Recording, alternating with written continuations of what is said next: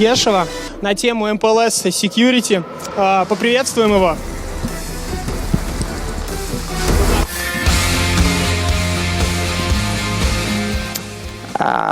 Hello everyone.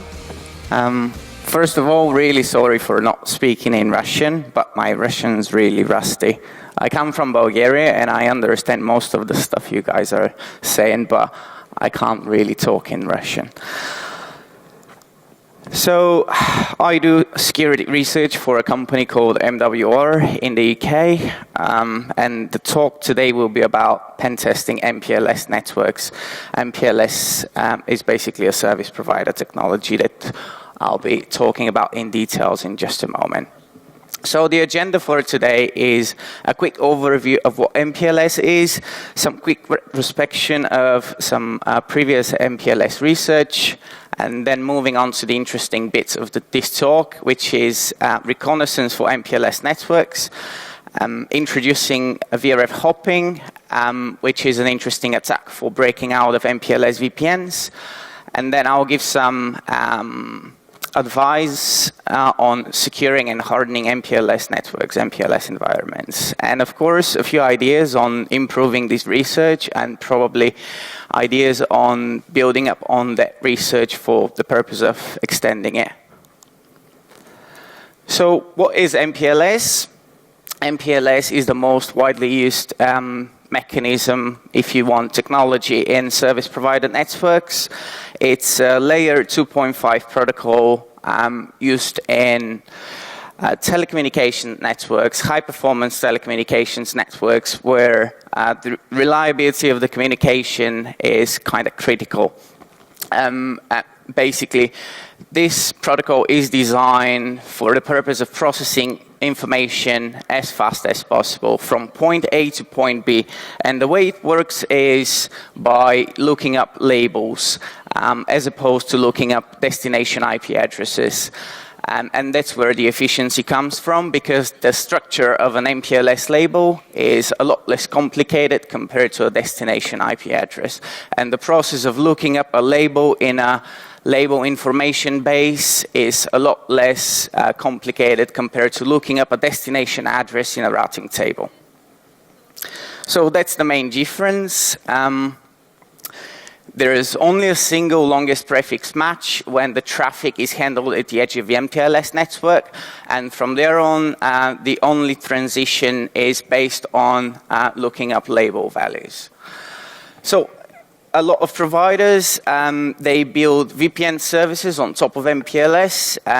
These are layer 3 services or layer 2 services. In this talk, I'll be reviewing layer 3 architectures. So there is a few things I need to mention before proceeding with the actual content. These are terms that I'll be using throughout the talk. You don't have to remember all of these, but, excuse me, you have to understand some basics about how MPLS functions and what are the devices involved in an MPLS process. So I already mentioned MPLS works with labels. There's 3 operations defined for these labels: pushing labels on a stack, popping labels off a stack, and swapping labels on the stack. These labels are 20-bit values, and the first 1 to 16 labels are reserved for special purposes. I'll be probably mentioning some of these in a bit. Devices that process MPLS traffic are called label switching routers or LSOs. The provider router is a router that stands somewhere within the core of the network, processing pure MPLS traffic. Label edge router is an MPLS-enabled service provider device that processes MPLS traffic, but also handles the ingress customer traffic, translating IP traffic into MPLS traffic. This one is also called provider edge device. And there is the label switch path, which is the logical circuit from one end of the MPLS network to the other end of the MPLS network. And it kind of defines a virtual tunnel where the customer traffic would flow. A customer edge device is the customer device connecting to the service provider infrastructure. So it's basically the last device from the customer side connecting to the provider edge router. Now, I need to introduce another term called virtual routing and forwarding. Virtual routing and forwarding allows multiple instances of a routing table to exist and operate at the same time on the same device. So if you know about VLANs, you can think about a VRF as the equivalent of a VLAN on layer 3. You can have separate routers, basically separate virtual instances of a router running on top of the same physical router. One thing to mention and to remember is that VRFs are only locally significant to the device where these are configured. So this is a really basic example of what an MPLS network would look like. You see the customer edge device, as I mentioned, that's the device connecting the customer to the provider. This customer edge device connecting to the provider edge device from the service provider side. Within the MPLS network, you have MPLS routers processing pure MPLS traffic. These are called core MPLS devices or just provider edge devices. On the other side of the scheme, you have the exactly same equivalent. A few more words on MPLS. What does an MPLS header look like and where this header sits? So MPLS, as I said, works with processing labels. These labels are stored, this information about the labels is stored in an equivalent of a routing table called label information base. And of course, a lookup in the label information base would give you a destination for the LSP according to the label and the destination you're processing for. MPLS encapsulation, how does this work? So basically at the edge of the network, you see the provider edge device, it receives IP traffic. This IP traffic needs to be encapsulated in MPLS before it is processed further within the MPLS network. So at the edge of this network, the provider edge device will take the IP traffic, stick an MPLS header in between the Ethernet header and the IP header, and that's why the MPLS protocol is called a layer 2.5 protocol. The interesting thing is, I already mentioned you have 3 operations for the labels, pushing, popping, and swapping, and that's because you can have multiple MPLS headers sticked on top of each other. So you can imagine you can have 3 or 4 MPLS headers depending on the complexity of the network and the traffic engineering strategies for the service provider. That's what an MPLS header looks like. I already mentioned the label field is 20 bits field. It's an integer value. The experimental field, as far as I know, as far as I can remember, is not being used at the moment. I don't think I'll perform the demos anyway. Yeah. No, I'm not doing it because it will take way too long for my software to boot. Okay. That's fine. The experimental field not being used, as I said, at the bottom of the label stack means whether this is the bottom MPLS header in the series of MPLS headers, if there's more than one of those. And the TTL is exactly the equivalent of the TTL in an IP header. It is used for preventing loops within the network. So a little bit of retrospection, a little bit about some MPLS research performed in the past. The most notable research that I would like to mention is the one from InnoRay from ER&W from 2006.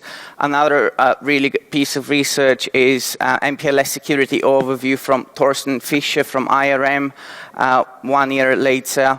And just recently, there is a nice, interesting blog from Portcullis Labs about the basics of pen testing MPLS networks.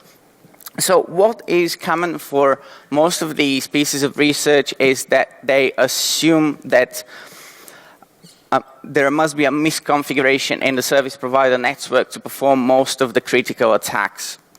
So they assume that either there's a misconfiguration or that an attacker is able to already get access to the core of the network.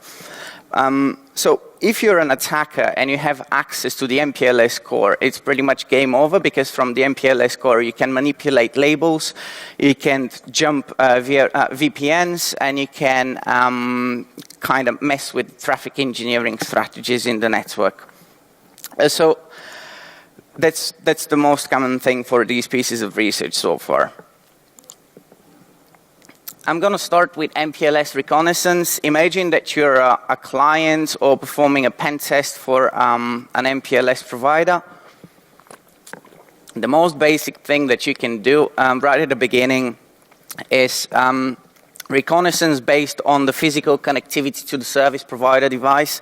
That is, you have layer 2 connectivity, and based on this layer 2 connectivity, you can get information such as the MAC address of the remote system.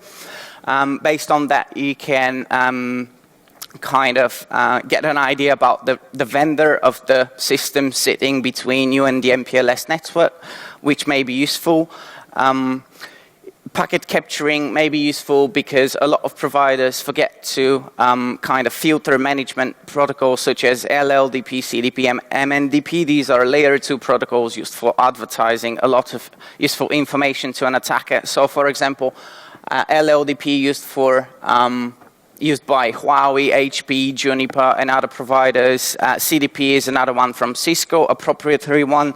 MNDP is another one from MikroTik, as far as I can remember. And all of these protocols, they advertise a bunch of data related to the system, such as the operating system version, the firmware revision, the number of interfaces on this system, and in certain cases, some configuration specifics related to this system. So by default, most of these devices, they would advertise this freely on every single interface. And if the service provider forgets to kind of filter this sort of traffic, you can easily get this information for free. In certain cases, a lot less often, I would say, you may get misconfigured service provider devices advertising routing protocol information onto the customer interface. So basically, a service provider trying to establish an OSPF session with a customer without even realizing it. So as I said, a lot less often, but you may still see that. And the last one, and I guess the most obvious one, is to perform a port scan on the service provider device that you're directly connected to, and you can get information about the running services on that. So according to these RFC code, security of BGP MPLS IP VPNs, it is recommended for the service provider as well for the customers to kind of hide and obscure the structure of the MPLS network. So basically, if I'm an MPLS customer, let me see if I have my diagram. If I'm an MPLS customer on client side A and client side B, basically having 2 remote offices, and I want secure connectivity between these 2 offices, when I send traffic from office A to office B, I shouldn't be able to reveal any details about the interconnections in the service provider network. Basically, I should have no idea about the number of intermediate devices, the IP addresses of these devices, and the label information used for forwarding this traffic. So basically, this RFC tells you that you should be able to hide your network, and you should do that as part of the security best practices. How is this thing achieved in MPLS networks? There are 2 mechanisms, one of them called IPTTL propagation, the other one called ICMP tunneling. IPTTL propagation is the process of taking IP traffic, IP packets, copying the TTL into decrementing the TTL as copied from the IP header and sticking it into an MPLS header.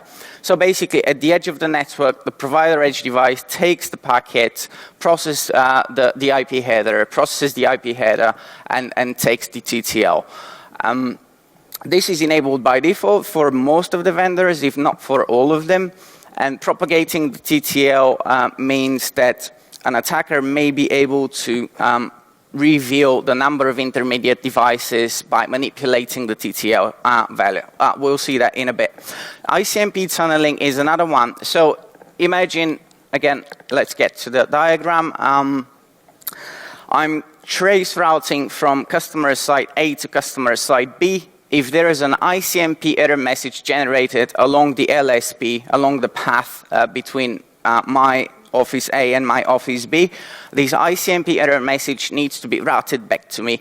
But the core MPLS devices would have no idea about routing this ICMP error message back to my originating point because of the lack of routing information. Remember that the core devices would only process data and traffic based on the labels.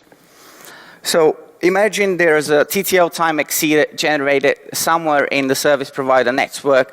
This ICMP error message needs to be forwarded all the way to the far end of the VRF, to the far end of the MPLS network, to the provider edge device before it gets routed back to the originating point.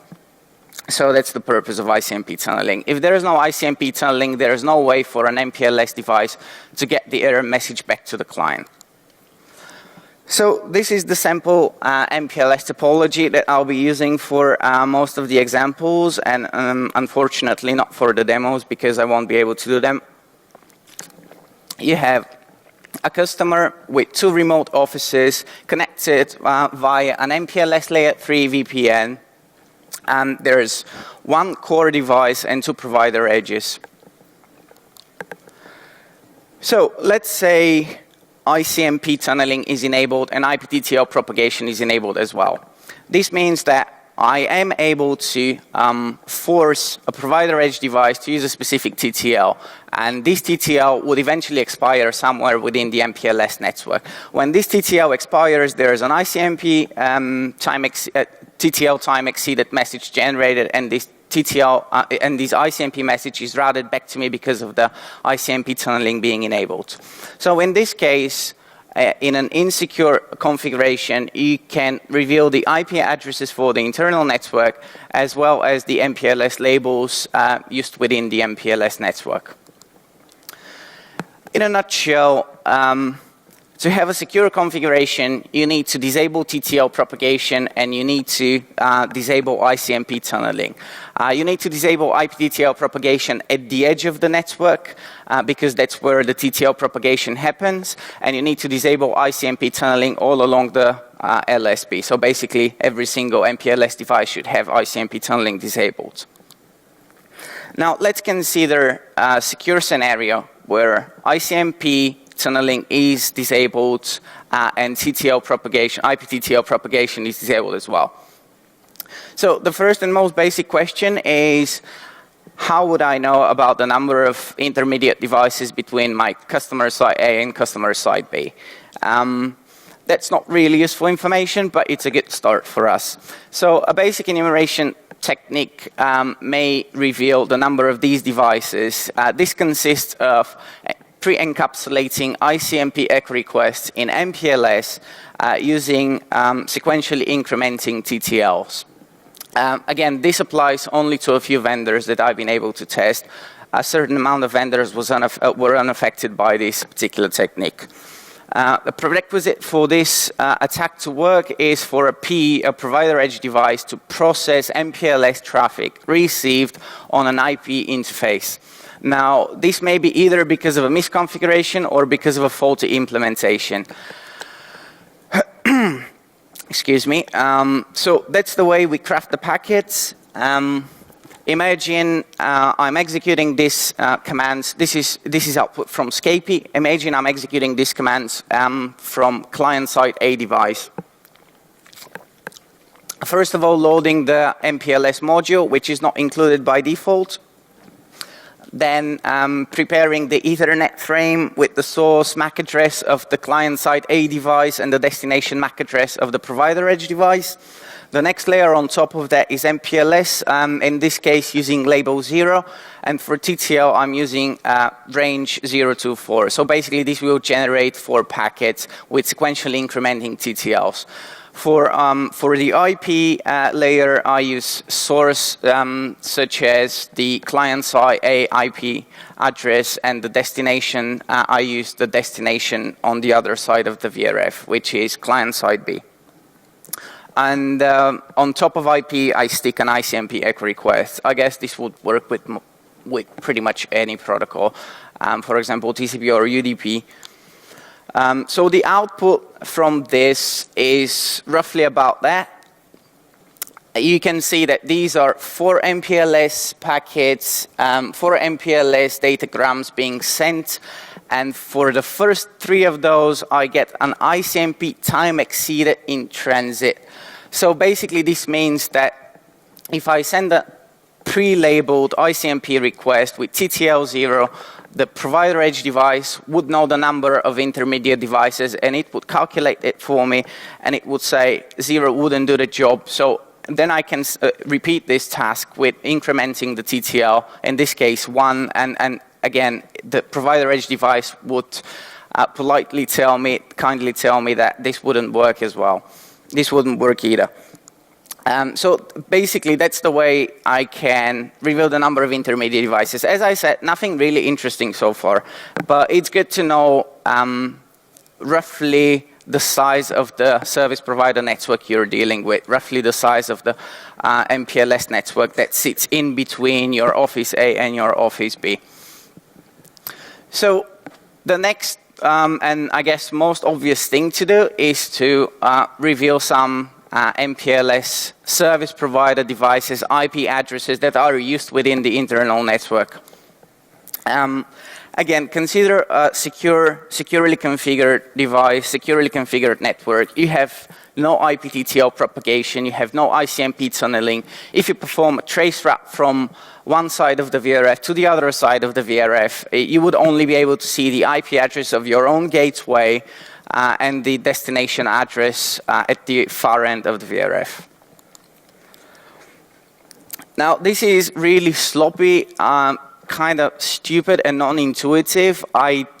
So when I spoke to Eno from ER&W, he was really surprised to see this working, and he was like, wow, I didn't really think about that because it's non-intuitive. It shouldn't work by design.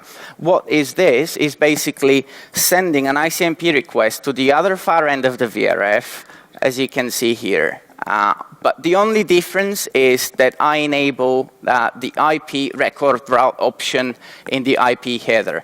The IP record route option basically allows the intermediate devices to include their IP addresses in the IP header on the way back from the destination to the source.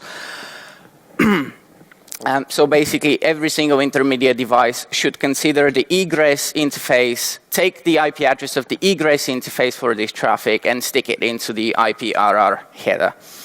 The reason this shouldn't work is because MPLS is a layer 2.5 protocol. It's below IP, and the MPLS-enabled devices should not process data above the MPLS layer. I mean, that's the purpose of MPLS, and that's why it is being so efficient in forwarding traffic so fast.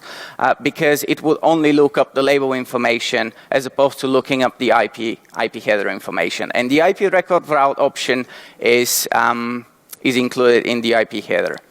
So in this case, with a secure configuration, you're able to get 2 IP addresses for the MPLS intermediate devices. Again, I have no idea why this was the case. I had a conversation with some of the guys from the incident response for a few of the affected vendors, and they were like, well, we have no idea why this works. This shouldn't work by design. This shouldn't work by standard. That's how MPLS is supposed to work, not to process IP information on the way from one side of the VRF to the other side of the VRF. So at the moment, the information we have consists of the number of intermediate devices and a couple of IP addresses for these devices.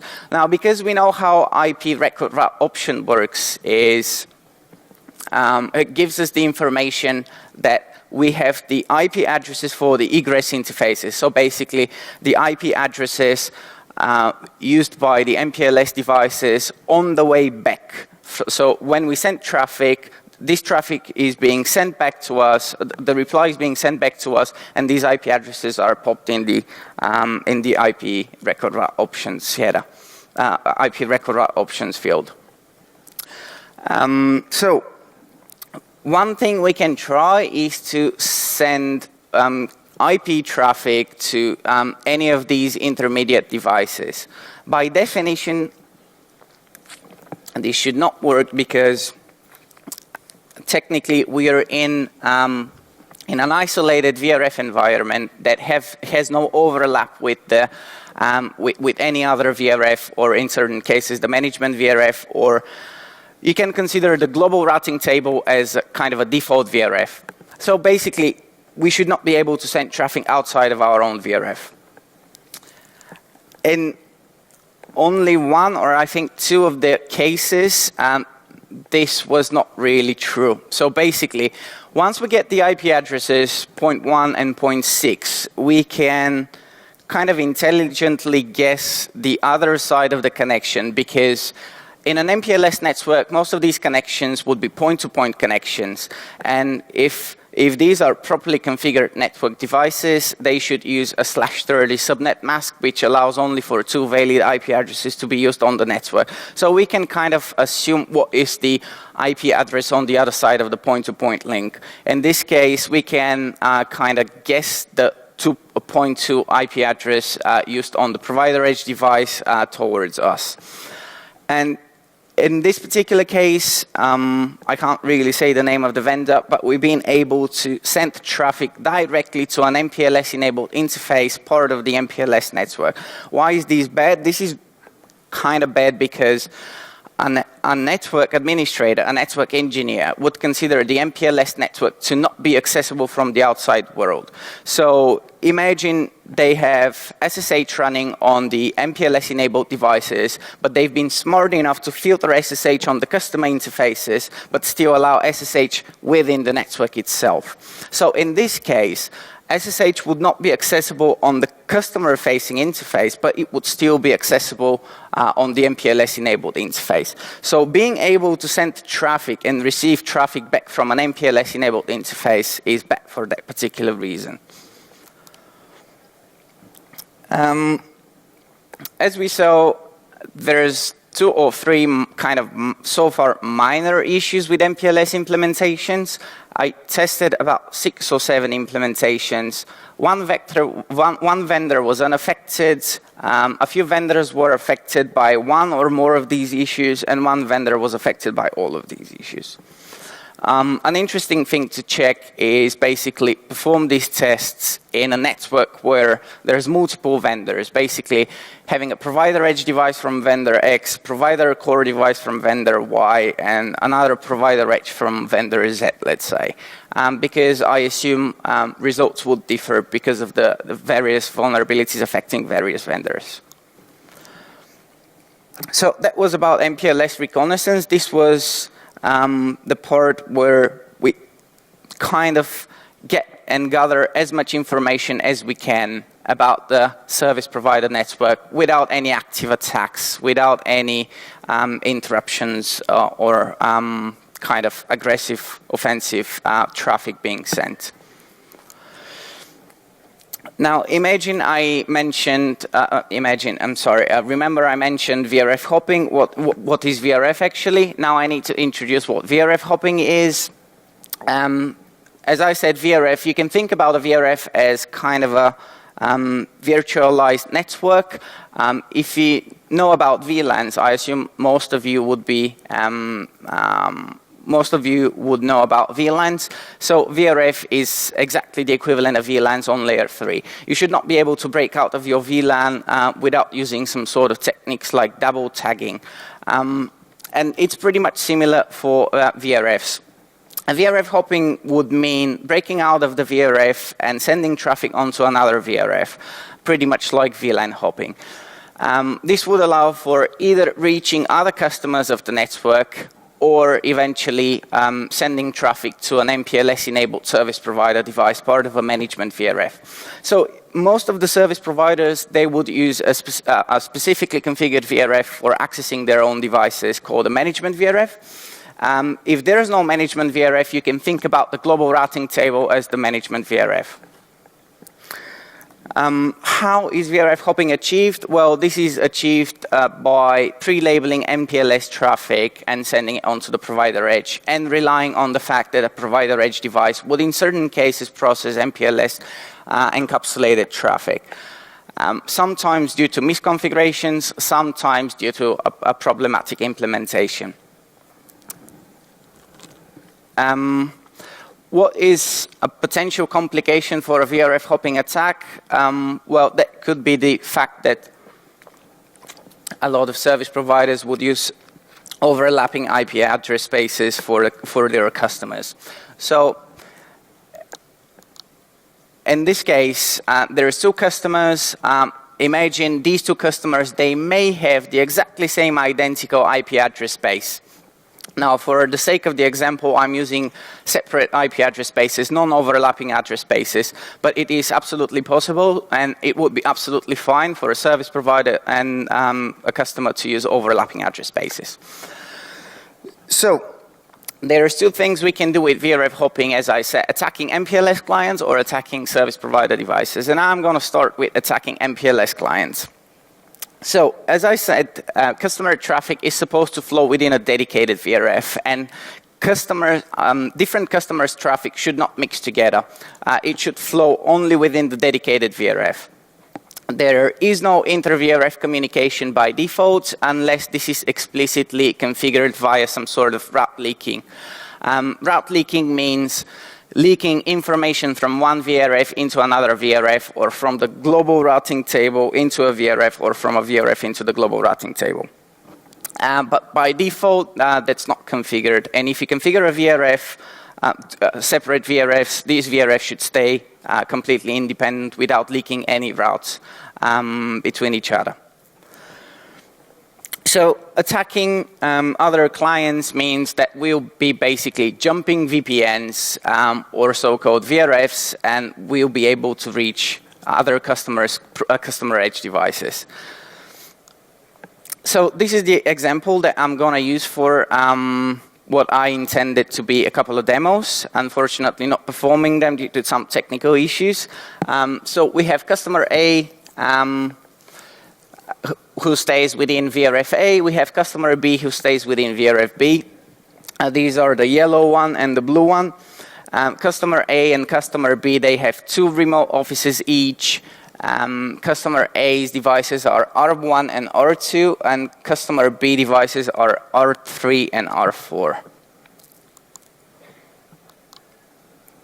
So I'm pretending to be the attacker in VRFA, pretending to be device R1. If I send ICMP echo requests to a device that resides on a different VRF than my own VRF, this should should not reach the remote device, should be discarded right at the edge of the MPLS network. And as we can see, we have 100% packet loss, not receiving anything at all, no ICMP error messages generated whatsoever. So on R4, which again resides in a different VRF, we enable ICMP debugging just so we can see the ICMP messages as they arrive at the provider to customer interface. Then we proceed with crafting packets, again with Scapy, loading the MPLS module, Ethernet, nothing interesting about it. Then for MPLS, TTL 64 or any TTL that would be big enough for traversing the network.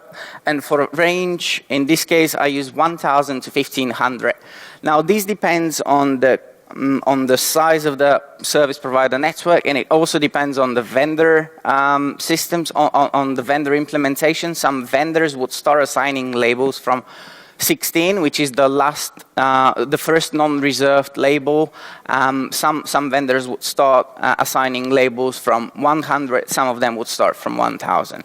So having an idea about the vendors you're dealing with it would only make your life easier, because you can kind of safely assume the range of labels that are valid and configured by default on these devices.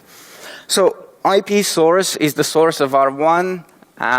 IP destination is the source of R4. Again, source in one VRF, destination in another VRF. Now on R4, we can see that 2 out of 500 packets actually reached the destination, basically performing what I call VRF hopping. For some reason,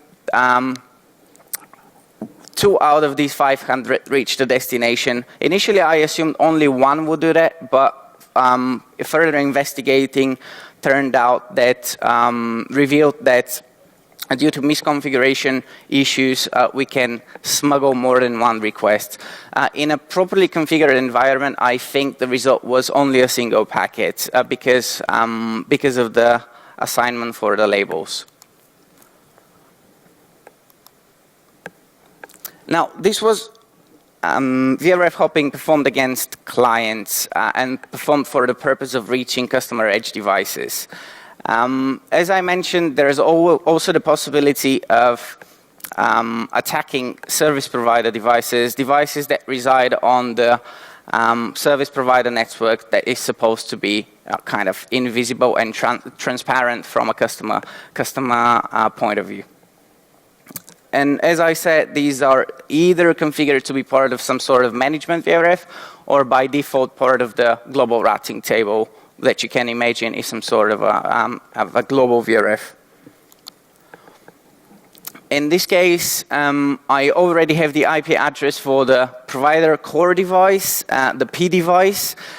So if I send ICMP echo request to this device, none of these would eventually reach the destination, because these are discarded at the edge of the MPLS network. Now, typing these commands on the P device would enable ICMP debugging and would enable kind of logging on the terminal that I'm currently logged on.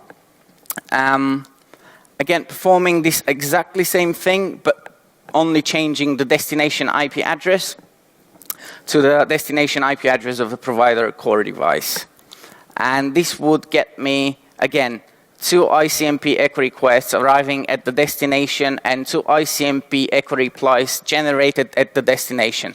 Now, because at the destination, the device would have no information whatsoever about routing this information back to me, these ICMP echo replies would never reach the originating point. In this case, basically, I would have absolutely no idea whether my traffic was successfully delivered to the destination because of the lack of response.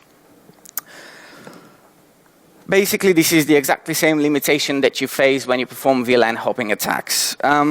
This may be useful against stateless protocols transported over UDP, such as SNMP or TFTP or universal plug and play, etc., etc.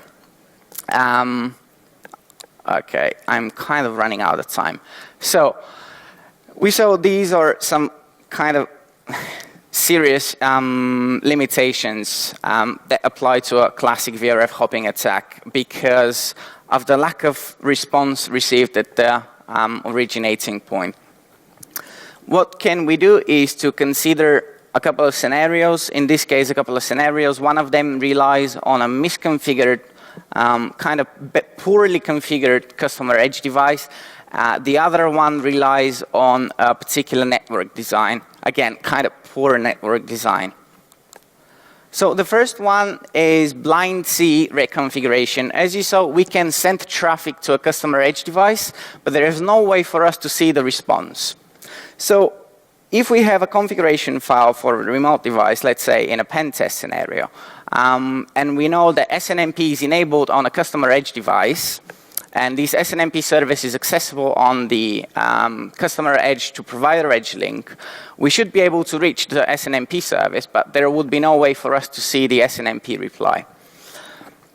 Basically, we can force the remote system to pre-encapsulate its traffic in MPLS before the reply is sent back. How is this done? Well, basically, we define a static route for ourselves, and we defined what is called an MPLS static binding rule. This static binding rule would tell the device that specific traffic, particular traffic, needs to be MPLS pre-encapsulated, sent to the provider edge device, as opposed to being clear IP traffic. The limitations of this, well, first of all, we need to perform SNMP write access community string brute force, and depending on the configuration and the password policies, that may not be applicable.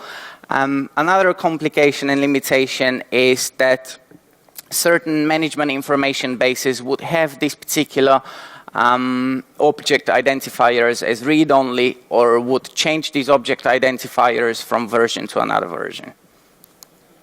But the way to perform this is basically the way we did the demonstration for VRF hopping, but instead of having ICMP echo requests, we have SNMP wrapped in UDP, and this SNMP basically tells the remote device that a particular object ID needs to be set to a particular value.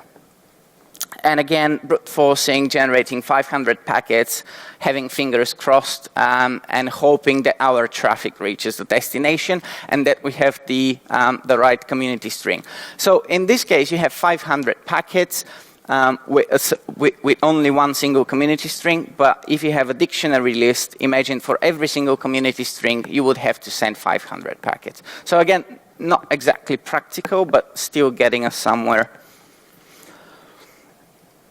Now, this scenario relies on kind of a poorly designed client network.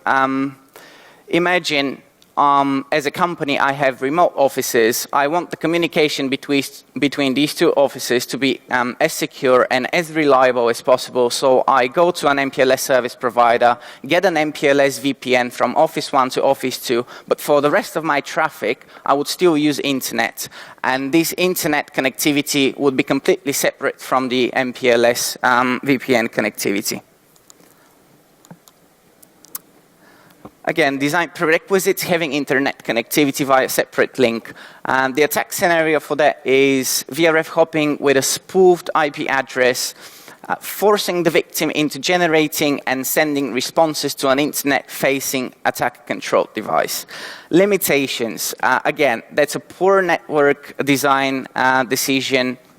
It's mitigated by adequately configured traffic filtering policies, and overlapping IP address spaces would cause some serious problems, and not even entirely sure if it's practically possible. So that's the attack scenario for that one. VRF hopping with a spoofed source IP address. In this case, I pretend to be IP address 101, 101, 101, 101, performing VRF hopping, sending this pre-encapsulated MPLS traffic onto R4. You see the request as being captured on the interface between R4 and the provider edge device. So when the R4 device takes these packets, inspects the source IP address, it sees that the source IP address has been set to 101, 101, 101, 101. And because this 101 IP address is somewhere on the internet, because it's a public IP, it assumes that it's safe to send the response back onto the internet connected link. So basically, that's the way we achieve some sort of two-way communication, by only triggering it initially from an MPLS-facing interface. Now, that was pretty much it about MPLS reconnaissance and VRF hopping. A little bit about hardening the environment now. Disable IPTTL propagation at the edge of the MPLS domain, and disable IPCMP tunneling along the LSB. Disable management protocols and unwanted services on customer-facing interfaces, so basically cutting down the attack surface. Generalized TTL security mechanism is a mechanism that prevents a router from processing certain traffic only based on the TTL value. So basically, by knowing the size of your network, you can safely assume that TTL values outside of a specific range are kind of forged by a customer. And in general, it is recommended to follow the best practices as specified in the security framework for MPLS and GMPLS networks. Now, some general guidelines, not specifically related, not necessarily related to MPLS. You should always assume a presence of some sort of malicious or compromised client. So basically, if you're a service provider, never assume that a client is absolutely safe to connect to. Restrictive access control lists should be in place for all of the LSR devices. As I said, most of the service providers rely on the fact that the MPLS network should not be reachable from the outside world, so they have SSH enabled on every single device without filtering traffic from within the MPLS network. For the purpose of securely accessing LSR devices, it's good to have a management VRF with whitelist for only admin workstations, for example. Secure management protocols, I guess that's absolutely obvious, using SNMP version 3, HTTPS and SSH, as opposed to an SNMP 1 or 2, HTTP and Telnet. Now, the routing protocols and the MPLS signaling protocols should be authenticated. MPLS signaling protocols are the protocols used for distributing label information across the MPLS provider network. Unicast reverse back forwarding is a mechanism, as far as I know, implemented it's in Cisco devices. This mechanism basically captures attempts for forging source IP addresses, and if a source IP address is never supposed to be seen on a particular interface, IP traffic is discarded. Centralized authentication, authorization, and accounting services, and some sort of centralized logging is highly recommended, if not mandatory. And what I find most useful is having some sort of secure configuration baseline. So basically, when you start configuring your device, you need to come up with a fully assessed configuration, fully hardened configuration, and then replicate this configuration across the devices within the network. You need to keep track of every single change that you make to the configuration file, and basically you need to approve every single change before it is committed in the network. Couple of ideas for future research or building on top of that one. And basically, we need some sort of improvement for the VRF hopping attack scenarios, because as you can see, right now we rely on either a misconfigured device or some sort of poorly designed network. We need to explore some other UDP protocols that may be abused remotely without having misconfigurations. Interesting topic to look at is MPLS signaling protocols. As I mentioned, these are the protocols that are used to kind of sync the label information basis for the LSR devices. And again, fuzzing is always an option. I think I found just a couple of bugs by basic fuzzing using Sully L2. So having a proper MPLS fuzzer and MPLS-related protocols fuzzer is definitely something to look at in the future. A couple of acknowledgements. I want to thank a bunch of guys from MWR Labs for giving me the opportunity of testing an MPLS production network. I want to thank Pavel Stefanov, really good friend of mine, for kind of helping me with various MPLS setups that I had to build before pen testing him. So that was pretty much it. If you have any questions, I'm happy to take them now, or maybe drop me sometime later.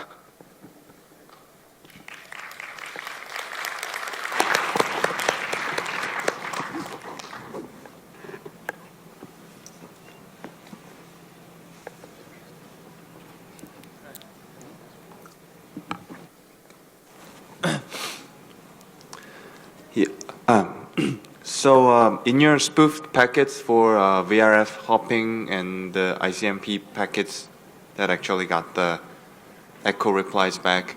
Are you just putting additional MPLS header when normally you would not have it? Yeah, exactly. And put the labels from 1,000 to 1,500 and send 500 packets?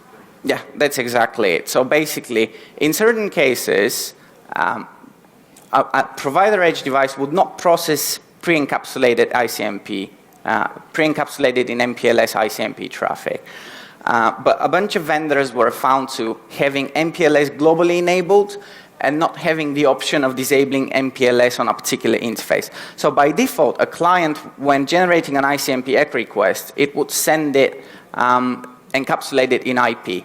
But for this attack to work, you can encapsulate this IP, encapsulating ICMP, encapsulate the whole thing in MPLS, and relying on the fact that a bunch of vendors are affected by this and would process the MPLS traffic on an IP interface. So yeah, that's how it works. Okay, and the status of research is that some injection is possible, but there is no research on leaking from other VRF, right? Again?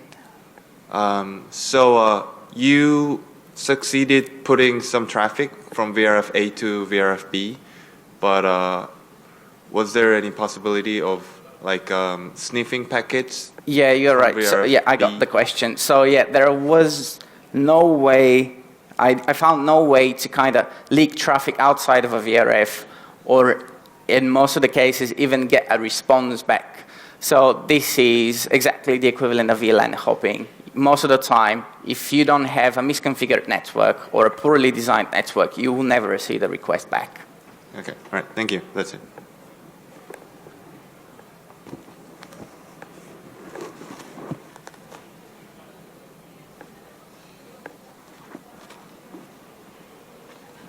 How do I speak into this? Oh my god, it's so cool.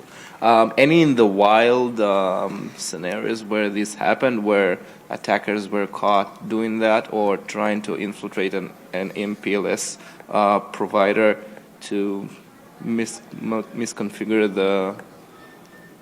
Not as far as I know. And I guess for most of the attackers, it would be easier to kind of break in the data center and get physical connectivity to the network. But as far as I know, there haven't been any vulnerabilities published right until I reported some of these. So caught in the wild, probably safely to assume no.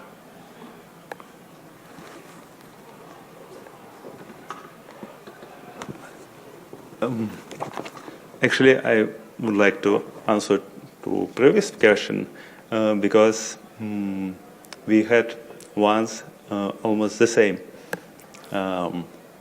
work project to test a network with MPLS subsystem, something like that, and actually we successfully attacked MPLS core network and got access into it. Yes, but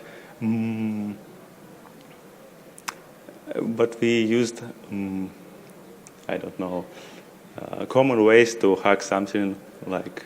So it was not an issue with an MPLS configuration, but rather that kind of configuration of devices. Yeah, but if we would know this information that you told us today, it would be really useful for us. So thank you. Thanks. It would be nice to have a chat anyway. Yeah.